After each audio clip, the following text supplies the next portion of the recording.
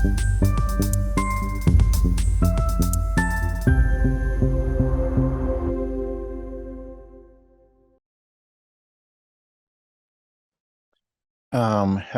everyone in this conference CUICIID. My name is Miguel Campos, and I belong to Toyo University in Japan.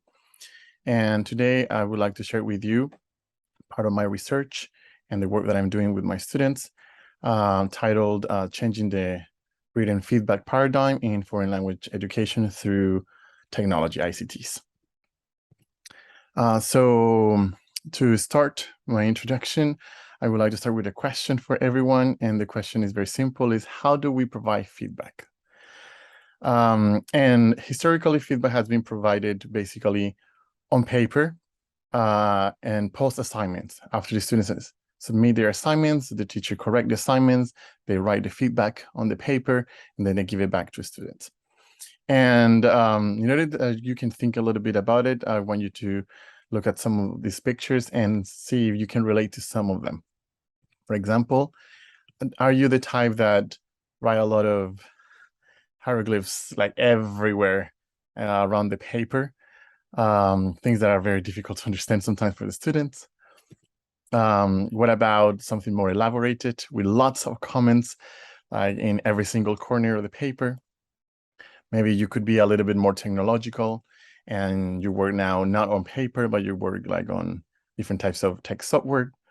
But regardless, you have an unending list of comments the right side of the text, for example, in which students need to dive somehow to try to understand this type of feedback, if they even check the feedback like after they receive their final evaluation from the teacher. And you might be thinking, yeah, like these are maybe extremes, like they have so many comments because their work is very bad. The students are not very good. But what about the good students? What about this type of feedback? Just the grade, an A+, or the typical rubrics in which everything is basically described in detail, and you just select what is the criteria that best matched the student's performance. As you can see, there are several types of ways that we can provide feedback. And today I want to deal with one of the new ways that I am trying to establish in my classwork. For that, let me give you a little bit of context. I work with CUICIID courses. What is a CUICIID course? Is for the ones that are not familiar with it, content in language integrated learning. And it means a mix of teaching a content, but teaching language at the same time. But there is a big range of CUICIID courses, something I call soft CUICIID or hard CUICIID. Soft CUICIID are courses that are more related to language itself, like English for academic purposes, or hard CUICIID that are courses that are more related to the content itself, like EMI, like English as a means of instruction. There are different types of courses, and all of the CUICIID courses fall somewhere in one of these extremes or somewhere in the middle as well. In my specific the main question is, how do we provide feedback in this dual context, like giving feedback for the language and giving feedback also for the content that the students are learning? In my specific context, the courses that I'm teaching are data analysis and description. I have six groups. It's at university, of course, in Faculty of Business Administration, and I work with first and second year students. And the students have basically three main goals, learning goals. First is to collect the data in a specific business scenario. Number two, to produce graphs, data visualization for that data, and then to write a report. This report usually includes three different sections: the executive summary, that includes the topic, the source, and the main data. Then a section is the specific description of data, of the whole data set and graph. And finally, the data analysis, which is an interpretation of what the data means, what the data tell the students. And of course, all this context is in Japan, in a university in Japan. So students are learning English as a foreign language, basically.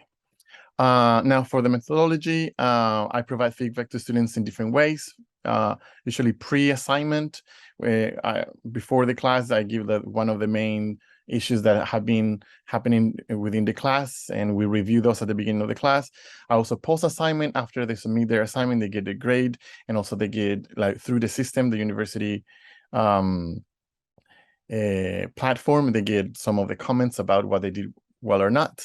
But what I want to discuss today is what I do inside of the classroom, and is in-class feedback while they are working, which is something that I've been working on lately, because students in writing sometimes need more than just comments at the end of the class or at the end of the assignment.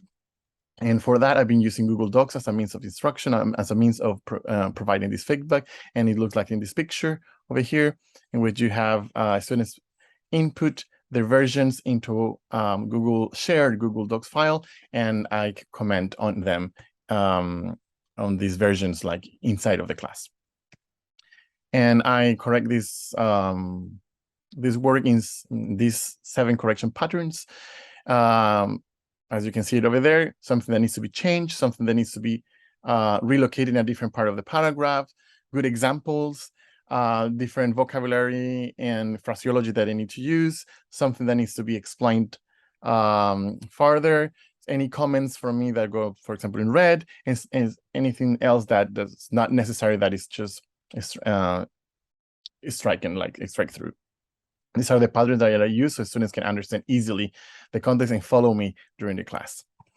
And it looks something like this. They input their versions, and then in the classroom, I provide the feedback, and they can follow through this interpretation, what is okay, what is not, what needs to be changed, what needs to be improved, and what is being done well.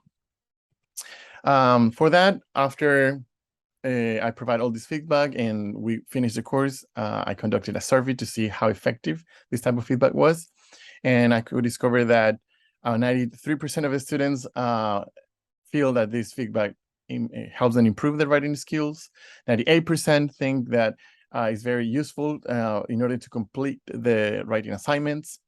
40% prefer the individual feedback, while another 26% prefer group feedback, and another 26% prefer both.